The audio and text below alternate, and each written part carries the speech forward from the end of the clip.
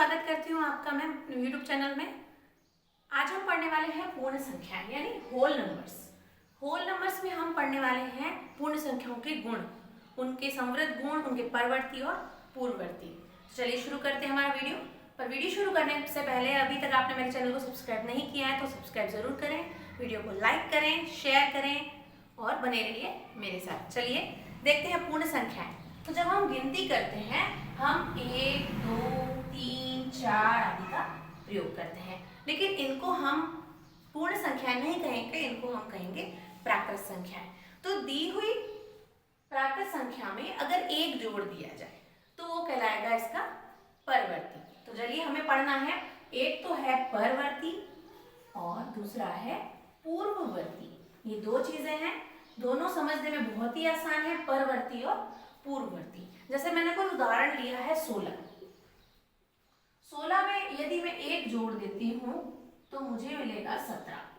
ठीक है, 16 में एक जोड़ देंगे तो मिलेगा 17। अब ये 17 है वो 16 का क्या है, परवर्ती। हम पढ़ रहे हैं पहले परवर्ती। परवर्ती यानी बाद का अंक, अगर आसान शब्दों में कहा जाए तो आगे आने वाली संख्या। इसी प्रकार जैसे मैंने 12 ले लिया, 12 में मैं एक जोड़ूंगी तो हो जाएगा 13। तो 12 का परवर्ती हो गया 13। इसी प्रकार देखिए 2 का परवर्ती होगा 3, 1 का परवर्ती होगा 2। तो अगर किसी भी संख्या में अगर हम 1 को जोड़ेंगे तो हम इसके आगे की संख्या को प्राप्त करेंगे, उसे कहेंगे संख्या का परवर्ती। आपको आसान शब्दों में अगर पूछ ले जाए तो इसके आगे कौन सी संख्या आएगी, ये तो बच्चों का सवाल हो गया। लेकिन अगर ये शब्द दे दिया जाए कि अगर 16 का परवर्ती क्या होगा तो हमें ये समझना चाहिए कि परवर्ती का मतलब क्या है। परवर्ती का मतलब है अगर संख्या में एक जोड़ते हैं तो आगे हमें कौन सी संख्या प्राप्त हो रही है। दूसरा है पूर्ववर्ती। पूर्ववर्ती यानी इसके पहले, जैसे मैंने वापस से 16 ले लिया, अगर मैं इसमें एक घटा देती हूं तो मुझे मिल जाएगा 15। ठीक है, 16 में एक घटाने पर मुझे 15 प्राप्त होगा, तो 15 है 16 का पूर्ववर्ती यानी पहले आने वाली संख्या। अब इसी प्रकार मैंने उदाहरण ले लिया 11। 11 में एक घटाऊंगी तो मुझे मिल जाएगा 10। तो 11 का पूर्ववर्ती हो जाएगा 10। इसको हम ऐसे भी समझ सकते हैं, जैसे मैंने 10 लिख दिया, फिर 11 लिख दिया और फिर 12 लिख दिया। ये यहाँ से ऐसे चिन्ह भी लगा सकते हैं। ये हम समझने के लिए बड़े का चिन्ह लगा रहे हैं। तो 11 है, 11 का पूर्ववर्ती जो 10 है और परवर्ती है 12। तो ये छोटा सा कॉन्सेप्ट था परवर्ती और पूर्ववर्ती का, ये आपको समझना बहुत जरूरी है। अब ये तो हमको समझ में आ गया परवर्ती और पूर्ववर्ती क्या है। तो आप सोचिए कि क्या संख्या एक का कोई पूर्ववर्ती होगा क्या? परवर्ती तो हो जाएगा कि एक में हम एक हमने जोड़ दिया तो हमारे पास 2 आ गया, ये तो हो गया परवर्ती। लेकिन हमको पूर्ववर्ती ज्ञात करना। अगर ये एक प्राकृत संख्या है तो इसका कोई भी पूर्ववर्ती नहीं होगा। क्यों? क्योंकि 0 पूर्ण संख्या है। अगर प्राकृत संख्याओं के समुच्चय में हम 0 को जोड़ देते हैं तो ये कहलाएंगी पूर्ण संख्या। पूर्ण संख्याएं शून्य से प्रारंभ होती है, जैसा कि हम पिछले वीडियो में पढ़ चुके हैं। संख्याओं के प्रकार में पूर्ण संख्याएं शून्य से प्रारंभ होती हैं और प्राकृत संख्याएं 1 से प्रारंभ होती है।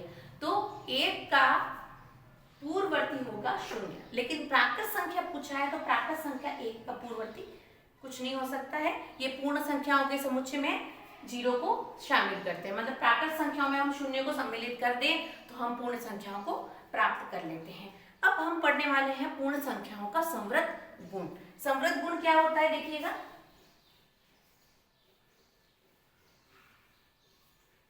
तो पूर्ण संख्याओं का नेक्स्ट है संवृत गुण। संवृत गुण में हम पढ़ने वाले हैं कि जोड़ में, बाकी में, गुणा और भाग में पूर्ण संख्याएं क्या संवृत होती हैं या नहीं होती। संवृत होने का क्या अर्थ है तो हम एग्जांपल से समझेंगे। सबसे पहले मैं आपको बता दूं कि पूर्ण संख्याएं एक तो जोड़ और गुणे में संवृत है और घटाने में और भाग में संवृत नहीं है। तो संवृत का क्या अर्थ है अब हम समझने वाले हैं। देखिए संवृत का अर्थ क्या होता है कि यदि मैं कोई पूर्ण संख्या लेती हूँ, जैसे मैंने एग्जांपल के तौर पे ले लिया 3 में मैं कोई पूर्ण संख्या जोड़ती हूँ, जैसे मैंने जोड़ दिया 5। 5 भी एक पूर्ण संख्या है क्योंकि 0 से स्टार्ट किया, तो 5 और 3 हो जाएगा 8। ठीक है, ये तो साधारण सी जोड़ है। बट ये समझने में हमें ये समझना है कि अगर मैंने कोई पूर्ण संख्या में पूर्ण संख्या को जोड़ा है तो मुझे आगे भी पूर्ण संख्या ही प्राप्त होगी। इसी प्रकार गुणा के लिए पूर्ण संख्या समृद्ध है। जैसे अगर मैंने 2 का 4 में गुणा किया तो 4 दूनी आ गया 8, तो ये भी पूर्ण संख्या है, ये भी पूर्ण संख्या है और ये भी पूर्ण संख्या है। लेकिन घटाने में और भाग में पूर्ण संख्या समृद्ध नहीं होती है। कैसे? तो कोई भी एक एग्जांपल ले लीजिए। जैसे मैंने लिख दिया 7 माइनस 8, 7 में से 8 घटाइए, क्या 7 में से 8 जाएगा? सीधे तरीके से तो जाएगा नहीं। 7 में से 8 घटाएंगे तो हमारे पास आएगा -1। तो हमने जब संख्या रेखा पढ़ी थी, संख्या रेखा में हमने यहाँ शून्य पढ़ा था, यहाँ 1 2 3 4, यहाँ था -1 -2 -3 और -4। तो पूर्ण संख्या तो 0 से स्टार्ट हो रही है, पूर्ण संख्याएं तो यहाँ पर होंगी। ध्यान से समझिएगा, छोटा सा टॉपिक है लेकिन समझना बहुत जरूरी है। पूर्ण संख्याएं 0 से प्रारंभ होती हैं, लेकिन ये -1 एक पूर्ण संख्या नहीं है। तो ये 7 छोटा है और 8 बड़ा है। तो पूर्ण संख्याएं भाग में घटाने में पूर्ण संख्या समृद्ध नहीं है। ये इस उदाहरण से स्पष्ट हो रहा है। इस प्रकार आप भाग लगाएंगे। जैसे मैं भाग लगाती हूँ 6 भागित 5, क्या 6 का 5 में पूरा भाग जाएगा? तो नहीं जाएगा। ये 6 का भाग 5 में लगाएंगे तो कोई दशमलव की संख्या हमें प्राप्त होगी या भिन्न की संख्या प्राप्त होगी, जो भी ये पूर्ण संख्या नहीं है। तो पूर्ण संख्याएं जोड़ और गुणे में समृद्ध हैं और घटाने में और भाग में समृद्ध नहीं है। आगे हम पढ़ने वाले हैं शून्य द्वारा विभाजन। तो शून्य द्वारा विभाजन पूर्ण संख्याओं के अंतर्गत हमें पढ़ना है। तो किसी भी पूर्ण संख्या को शून्य से विभाजित करेंगे तो वो हम उसको परिभाषित नहीं कर सकते। तो किसी भी संख्या का पूर्ण द्वारा विभाजन यहाँ लिख देंगे परिभाषित नहीं। किसी भी संख्या को पूर्ण शून्य द्वारा विभाजन परिभाषित नहीं है। ठीक है। आगे है योग और गुणन की क्रम विनिमयता। इसी के आगे मैं लिख देती हूँ योग और गुणन की क्रम विनिमयता। ये हम पूर्ण संख्याओं के अंतर्गत कितनी चीजें पढ़ रहे हैं? योग व गुणन की क्रम विनिमयता। क्रम विनिमयता का मतलब आपको मैं बता रही हूं अभी। क्रम विनिमयता क्या होती है? कि क्रम को बदलना। तो दो पूर्ण संख्याओं को किसी भी क्रम में हम जोड़ें तो हमें वही पूर्ण संख्या प्राप्त होगी। अर्थात अगर कोई दो पूर्ण संख्या a प्लस b है तो हम उसको b प्लस a के रूप में भी जोड़ सकते हैं। यहाँ बराबर का अर्थ है कि दोनों के मान में कोई अंतर नहीं आएगा। अगर a प्लस b को b प्लस a भी लिख देंगे, जैसे अगर मैंने यहाँ 2 प्लस 3 लिख दिया तो मैं यहाँ पर लिख सकती हूँ 3 प्लस 2, तो 3 और 2 यहाँ पर भी 5 आएगा और यहाँ पर भी 5 आएगा। तो यहाँ आपके सामने स्पष्ट है उदाहरण से कि योग और गुणन की क्रम विनिमयता ये हो गई। योग की आपको ये फॉर्मूला याद रख लेना है a प्लस बी और p प्लस। इसी प्रकार हम गुणन की क्रम विनिमयता को देखते हैं। तो दो पूर्ण संख्या को किसी भी क्रम में गुणा करेंगे तो हमें बराबर मान प्राप्त होंगे। जैसे इसी को देखिए a गुणा b बराबर हो जाएगा b गुणा a। जैसे आप लिख लीजिए 4 गुणा 2, यहाँ पर a को मैंने 4 माना है, b को 2 माना है, तो यहाँ हो जाएगा 2 गुणा 4, 4 गुणी 8 और 2 चौके 8, तो ये 8 बराबर 8 हो गया। तो योग और गुणन की क्रम विनिमयता इस प्रकार सिद्ध हो रही है। अब हम पढ़ने हैं योग और गुणन की सहचारिता।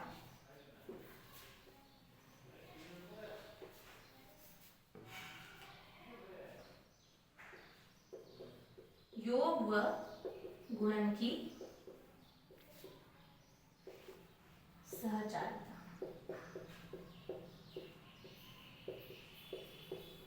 इसमें आपको सहचारिता के गुण को समझना है। इसको आप मैं एग्जांपल देके समझाऊंगी। जैसे कोई प्रश्न लिख दीजिए, यहाँ पर कोई मैंने संख्या लिख दी, कोई भी संख्या लिख दी है, जैसे 234 197 व एक संख्या और ले रही हूँ 103। ये आपके पास प्रश्न है को जोड़िए, 234 197 और 103 को जोड़िए। अब आपको उसको सीधा सीधा नहीं जोड़ना है। जैसे आपने 234 रखा है, 197 रखा है, 103 रखा है, इसको ऐसे नहीं जोड़ना है, इसको हम जोड़ेंगे। हम आप इसको पहले लिखेंगे 234 प्लस 197 प्लस 103। अब जोड़ना कैसे है, तो सहचारिता के गुण का हमें पालन करना है, तो हमें लिखना है 234।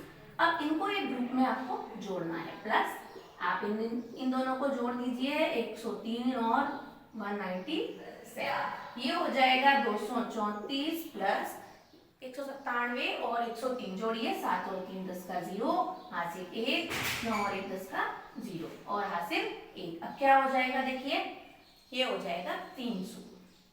अब इसको जोड़ना बहुत आसान हो गया, 234 में 300 जोड़ेंगे तो हमारे पास आ जाएगा 534। इस गुण को कहते हैं सहचारिता का गुण। तो यह पूर्ण संख्याओं का सहचारिता का गुण है या साहचर्य का गुण है। नेक्स्ट एक और उदाहरण देखिए, इसमें आपको गुणन की सहचारिता में समझा रही हूं। गुणन की सहचारिता के लिए मैं एक और एग्जांपल लिखती हूं। क्वेश्चन लिखते हैं 5 गुणा 6 गुणा 2। अब इसको सॉल्व कैसे करेंगे आप बताइए। अब मैं इन दोनों को भी ले सकती हूँ और इन दोनों को भी ले सकती हूँ, लेकिन इजी क्या होगा मेरे लिए, इजी होगा मैं लिख देती हूँ ऐसे। अब मैं इसको ऐसे सॉल्व कर सकती हूँ, इन दोनों को मैंने साथ ले लिया और इसको अलग लिख दिया, 6 पंजे हो जाएगा 30 और गुणा 2, तो 3 दूनी 6 और 0 का 0, मेरा उत्तर आ गया 60। तो ये है पूर्ण संख्याओं के लिए गुणन की सहचारिता या साहचर्य का गुण। ठीक है, अब आगे एक एग्जांपल लेते हैं और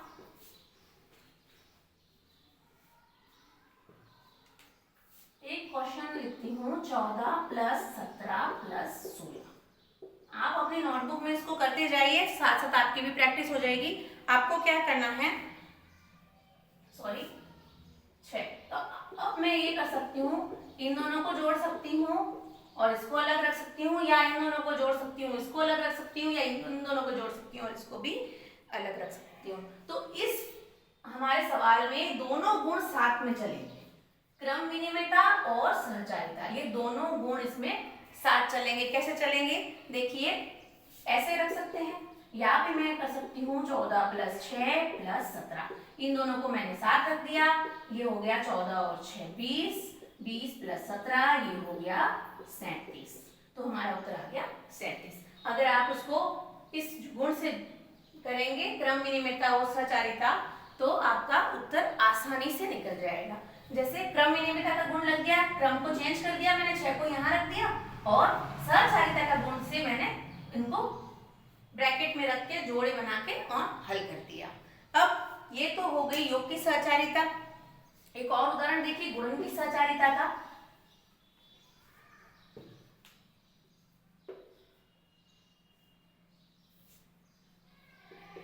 8 मल्टीप्लाई बाय 1769 मल्टीप्लाई बाय 125। अब देखिए इतना बड़ा गुणा आप चुटकियों में हल कर सकते हैं। कैसे करेंगे, तो हम इन दोनों नियमों का पालन करते हैं। देखिए कैसे होगा, आपको क्या करना है, सबसे पहले क्रम विनिमयता का गुण लगाना है। यहाँ लिखेंगे 8 गुणा 125, फिर गुणा कर देंगे 1769। अब देखिए कीजिए 8 गुणा 125 कितना हो जाएगा, तो ये हो जाएगा 1000। इसका गुणा कर दीजिए, देखिए 1769 और पीछे कितने जीरो लग जाएंगे, 3 जीरो। बिल्कुल भी टाइम नहीं लगा, ये कुछ चंद सेकंड्स का काम है। ये है गुणन का सहचारिता का नियम। ठीक है, अब है योग और गुणन का वितरण। देखिए आपको नोट करना है तो आप नोट कर सकते हैं। योग पर गुणन का वितरण, योग पर गुणन का वितरण। हमने क्रम विनिमयता का गुण पढ़ लिया, सहचारिता का गुण पढ़ लिया, अब ये लास्ट है योग पर गुणन का वितरण। वितरण का गुण क्या होता है, तो देखिए यहाँ पर मैं समझा देती हूँ एग्जांपल देकर आपको। ये है 2 गुणा 3 प्लस 5। अब देखिए यहाँ पर जोड़ भी हो रही है और गुणा भी हो रहा है। अब इसको कैसे करना है, तो इसको ऐसे करेंगे कि 2 का गुणा एक बार 3 में होगा, इसको लिखेंगे 2 गुणा 3 प्लस 2 गुणा 5।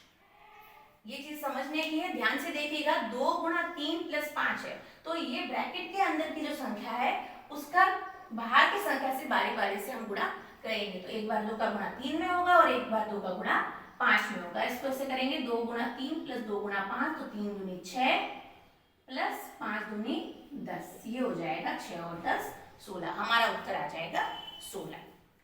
तो इसको कहते हैं योग पर गुणन का वितरण नियम। अब एक चीज है योज्य तत्समक। योज्य तत्समक, इस टॉपिक के साथ, इस विषय के साथ आपका ये पूर्ण संख्याओं का टॉपिक कंप्लीट होने जा रहा है। तो योज्य तत्समक क्या होता है? तो शून्य को पूर्ण संख्याओं के लिए योज्य तत्समक कहते हैं। ये याद रख लीजिएगा, पूर्ण संख्याओं के लिए योज्य तत्समक क्या है। अगर सीधा सा प्रश्न आ सकता है तो आपको उत्तर लिखना है कि शून्य को पूर्ण संख्याओं के लिए योज्य तत्समक कहते हैं। ठीक है, तो शून्य को पूर्ण संख्याओं के लिए योज्य तत्समक कहते हैं। कैसे कहेंगे? तो देखिए 7 प्लस 0 हो जाएगा 7। ठीक है, अगर मैंने लिख दिया 12 प्लस 0 हो जाएगा 12। इस उदाहरण से आप समझ गए होंगे कि अगर किसी भी पूर्ण संख्या में शून्य को जोड़ा जाए तो हमें वही पूर्ण संख्या प्राप्त होती है। इसलिए शून्य को पूर्ण संख्याओं के लिए योज्य तत्समक कहते हैं। तो ये हमारा टॉपिक था पूर्ण संख्याएं यानी होल नंबर्स। इसमें हमने पढ़ा है परवर्ती, पूर्ववर्ती, समृद्ध गुण, शून्य द्वारा विभाजन, योग और गुणन की क्रम विनिमयता, योग और गुणन की सहचारिता, योग पर गुणन का वितरण और योज्य तत्समक। योज्य तत्समक। तो आशा करती हूँ आपको वीडियो पसंद आया होगा। अगर आपको पसंद आया है तो उसको एक लाइक जरूर दें और बने रहिए मेरे साथ मैथ्स में 0 से हीरो बनने के लिए। धन्यवाद।